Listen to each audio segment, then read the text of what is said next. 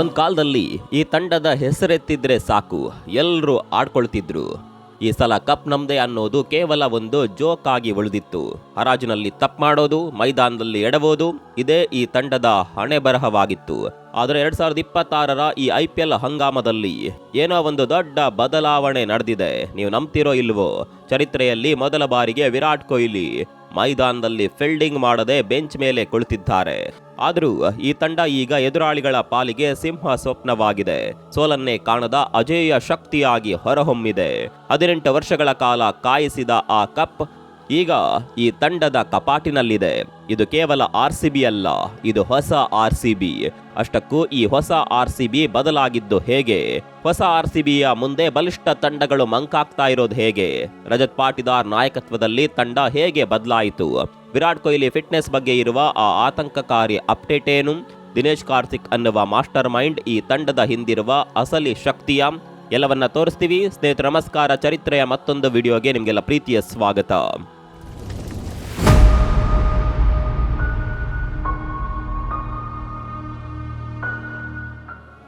IPL ಅಂದ್ರೇನೆ ಹಾಗೆ. ಇಲ್ಲಿ ಕ್ಷಣ ಕ್ಷಣಕ್ಕೂ ಲೆಕ್ಕಾಚಾರಗಳು ಬದಲಾಗ್ತಾವೆ. ಆದರೆ ಈ ವರ್ಷ ಅಂದ್ರೆ 2026ರಲ್ಲಿ ನಾವು ನೋಡ್ತಿರುವ RCB ಇದೆಯಲ್ಲ, ಇದು ನಮಗೆ ಗೊತ್ತಿರುವ ಹಳೆ RCB ಖಂಡಿತ ಅಲ್ಲ. ಇಷ್ಟು ವರ್ಷಗಳ ಕಾಲ ಹರಾಜಿನಲ್ಲಿ ಎಡವುತ್ತಿದ್ದ, ಸ್ಟಾರ್ ಆಟಗಾರರಿದ್ದರೂ ಮ್ಯಾಚ್ ಸೋಲುತ್ತಿದ್ದ ತಂಡ ಈಗ ಡಿಫೆಂಡಿಂಗ್ ಚಾಂಪಿಯನ್ ಆಗಿ ಅಬ್ಬರಿಸುತ್ತಿದೆ. ಸ್ನೇಹಿತರೆ, ಇತಿಹಾಸವನ್ನ ಒಮ್ಮೆ ಮೆಲುಕು ಹಾಕಿ.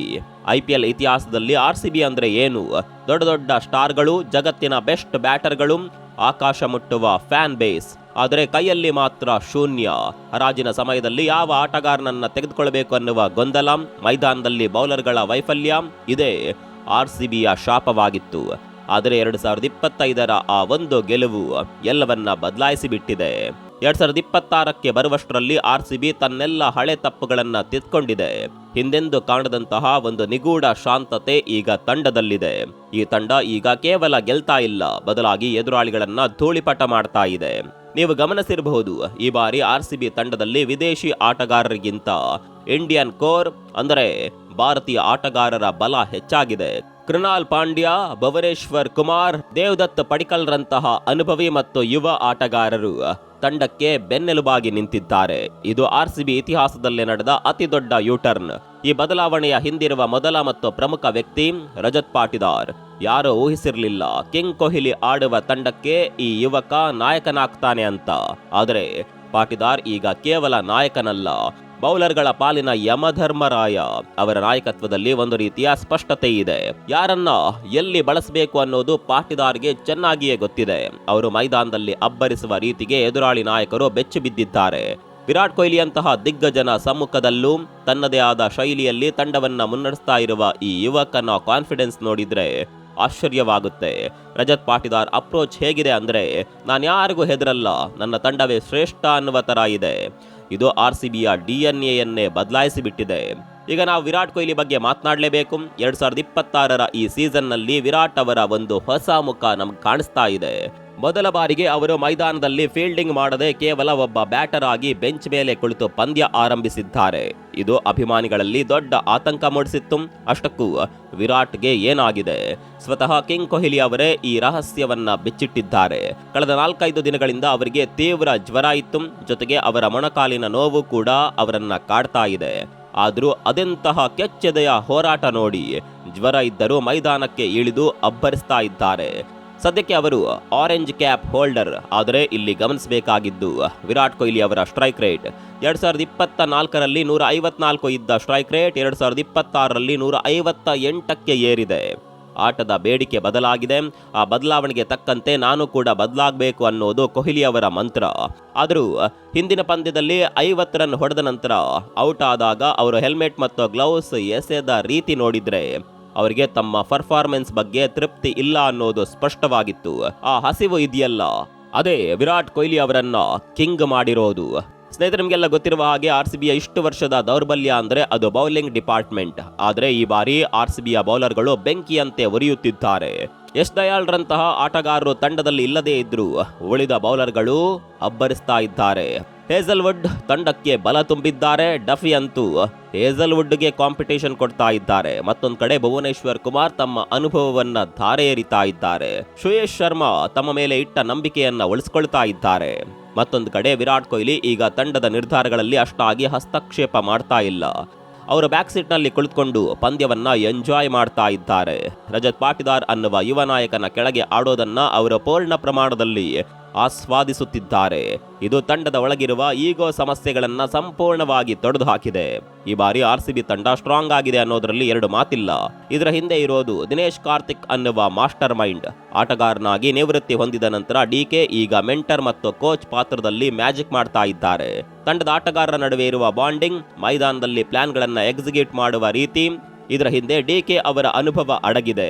DK ಜೊತೆ ಕೆಲಸ ಮಾಡೋದು ಎಷ್ಟು ಸುಲಭ ಮತ್ತು ತಯಾರಿ ಹೇಗಿರಬೇಕು ಅನ್ನೋದನ್ನ ಯುವ ಆಟಗಾರರು ಈಗ ಕಲ್ತಿದ್ದಾರೆ. ಆಟಗಾರರ ಮೇಲೆ ಒತ್ತಡ ಹೇರುವ ಬದಲು ತಯಾರಿಗೆ ಅವರು ಹೆಚ್ಚು ಒತ್ತು ನೀಡ್ತಾ ಇದ್ದಾರೆ. DK ಅವರ ಮಾರ್ಗದರ್ಶನದಲ್ಲಿ ಈಗ ಮೈದಾನಕ್ಕೆ ಬರುವ ಮುನ್ನವೇ ಮಾನಸಿಕವಾಗಿ ಆಟಗಾರರು ಸಿದ್ಧರಾಗಿರ್ತಾರೆ. ಪಂದ್ಯದ ಸಂದರ್ಭದಲ್ಲಿ ಎದುರಾಗುವ ಯಾವುದೇ ಸನ್ನಿವೇಶಕ್ಕೆ ಅವರ ಹತ್ರ ಪ್ಲಾನ್ ಬಿ ರೆಡಿ ಇರುತ್ತೆ. ಹೀಗಾಗಿ ಸೋಲಿನ ಭಯವಿಲ್ಲದೆ ಆಡೋದು ಹೇಗೆ ಅನ್ನೋದನ್ನ ಈ ತಂಡ ಕರಗತ ಮಾಡಿಕೊಂಡಿದೆ. ಹಿಂದೆಲ್ಲ ಸೋಲಿನ ಹೊರೆಯನ್ನ ಬೆನ್ನ ಮೇಲೆ ಹೊತ್ಕೊಂಡು ಓಡುತ್ತಿದ್ದ ತಂಡ ಈಗ ಗೆಲುವಿನ ಅಮಲ್ನಲ್ಲಿ ತೇಲ್ತಾ ಇದೆ. ಸ್ನೇಹಿತರೆ, ಒಮ್ಮೆ ಕಪ್ ಗೆಲ್ಲೋದು ಸುಲಭ, ಆದರೆ ಗೆದ್ದ ಕಪ್ಪನ್ನು ಉಳಿಸ್ಕೊಳ್ಳೋದು ಅಥವಾ ಟೈಟಲ್ ಡಿಫೆಂಡ್ ಮಾಡೋದು ಜಗತ್ತಿನ ಅತಿ ದೊಡ್ಡ ಸವಾಲು. RCB ಈಗ ಅದೇ ಹಾದಿಯಲ್ಲಿದೆ. ವಿಶ್ವ ಕ್ರಿಕೆಟ್ ವೇಗವಾಗಿ ಬದಲಾಗ್ತಾ ಇದೆ. ಪ್ರತಿದಿನ ಹೊಸ ಹೊಸ ತಂತ್ರಗಳು ಹುಟ್ಟುಕೊಳ್ತಾ ಇದೆ. ಆದರೆ ವಿರಾಟ್ ಕೊಹ್ಲಿ ಅವರ ಬ್ಯಾಟಿಂಗ್ ಅಬ್ಬರ, ಪಾಟಿದಾರ್ ಅವರ ದಿಟ್ಟ ನಾಯಕತ್ವ ಮತ್ತು ದಿನೇಶ್ ಕಾರ್ತಿಕ್ ಅವರ ಮಾಸ್ಟರ್ ಮೈಂಡ್ ಇವೆಲ್ಲವೂ ಸೇರಿದ್ರೆ 2026ರ ಹಾದಿ RCBಗೆ ಸುಗಮವಾಗಲಿದೆ. ಕಿಂಗ್ ಕೊಹ್ಲಿ ತಮ್ಮ ಫಿಟ್ನೆಸ್ ಬಗ್ಗೆ ಹೇಳಿರುವ ಮಾತುಗಳು ನಮಗೆ ಆತಂಕ ಮೂಡಿಸಿದ್ರು. ಅವರ ಆಟ ಮಾತ್ರ ಕಿಚ್ಚು ತರಿಸುತ್ತಿದೆ. RCB ಸದ್ಯಕ್ಕೆ ಪಾಯಿಂಟ್ಸ್ ಟೇಬಲ್ನಲ್ಲಿ ಅಗ್ರಸ್ಥಾನದಲ್ಲಿದೆ. ಆದರೆ ಚಾಂಪಿಯನ್ ಪಟ್ಟವನ್ನ ಉಳಿಸಿಕೊಳ್ಳೋದು ಅಷ್ಟು ಸುಲಭವಲ್ಲ. ಆದರೆ ವಿರಾಟ್ ಕೊಹ್ಲಿ ಅವರ ಈ ಫಾರ್ಮ್ ಮತ್ತು ರಜತ್ ಪಾಟಿದಾರ್ ಅವರ ನಾಯಕತ್ವ ಹೀಗೆ ಮುಂದುವರೆದರೆ 2026ರ ಕಪ್ ಕೂಡ ಬೆಂಗಳೂರಿಗೆ ಬರೋದರಲ್ಲಿ ಸಂಶಯವಿಲ್ಲ. ವಿರಾಟ್ ಕೊಹ್ಲಿ ಅವರ ಫಿಟ್ನೆಸ್ 100% ಸರಿಯಾದರೆ RCBಯನ್ನ ತಡೆಯುವ ಶಕ್ತಿ ಯಾರಿಗೂ ಇರೋದಿಲ್ಲ. RCB ಅಂದ್ರೆ ಕೇವಲ ಒಂದು ತಂಡವಲ್ಲ, ಅದು ಕೋಟ್ಯಂತರ ಜನರ ಎಮೋಷನ್. ಈ ಸಲ ಕಪ್ ನಮ್ದೆ ಅನ್ನುವಂತ ಘೋಷವಾಕ್ಯವನ್ನ ಹೀಯಾಳಿಸಿದವರಿಗೆ ಹೋದ್ಸಲ ಕಪ್ ನಮ್ದೆ, ಈ ಸಲವೂ ಕಪ್ ನಮ್ದೆ ಅಂತ ಈ ತಂಡ ಉತ್ತರಿಸ್ತಾ ಇದೆ. ವಿರಾಟ್ ಕೊಹ್ಲಿ ಜ್ವರದಲ್ಲೂ ಆಡುವ ಆ ಕಿಚ್ಚು, ಪಾಟಿದಾರ್ ಅವರ ಆ ಕಾನ್ಫಿಡೆನ್ಸ್, ಇದೆಲ್ಲವೂ ಸೇರಿ ಒಂದು ಹೊಸ ಇತಿಹಾಸ ನಿರ್ಮಾಣವಾಗ್ತಾ ಇದೆ. ಸೋಲಿನ ಕತ್ತಲೆಯಿಂದ ಗೆಲುವಿನ ಬೆಳಕಿನೆಡೆಗೆ ಈ ತಂಡ ಬಂದಿರುವ ಹಾದಿ ಪ್ರತಿಯೊಬ್ಬರಿಗೂ ಸ್ಫೂರ್ತಿ. ಅದರಲ್ಲೂ ವಿರಾಟ್ ಕೊಹ್ಲಿ ಜ್ವರ ಮತ್ತು ಮೊಣಕಾಲು ನೋವಿನ ನಡುವೆಯೂ ಮೈದಾನಕ್ಕಿಳಿದು ಆರೆಂಜ್ ಕ್ಯಾಪ್ ಪಡೆದಿದ್ದಾರೆ ಅಂದ್ರೆ ಅದು ಕೇವಲ ಕ್ರಿಕೆಟ್ ಅಲ್ಲ, ಅದು ಈ ತಂಡದ ಮೇಲಿರುವ ಅವರ ಪ್ರೀತಿ. ಸೋಲನ್ನೇ ಚಾಳಿಯಾಗಿಸಿಕೊಂಡಿದ್ದ ತಂಡ ಈಗ ಗೆಲುವನ್ನೇ ಸಂಸ್ಕೃತಿಯನ್ನಾಗಿ ಮಾಡಿಕೊಂಡಿದೆ.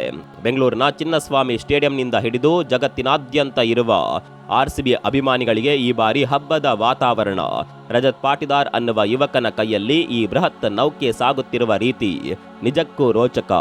RCBಯ ಈ ವಿಜಯ ಯಾತ್ರೆ ಬಗ್ಗೆ ನಿಮ್ಗೆ ಏನನ್ಸುತ್ತೆ ಕಾಮೆಂಟ್ ಮಾಡಿ. ಮತ್ತೊಂದು ವಿಡಿಯೋದಲ್ಲಿ ಸಿಗೋಣ. ಅಲ್ಲಿವರೆಗೂ ನಮಸ್ಕಾರ.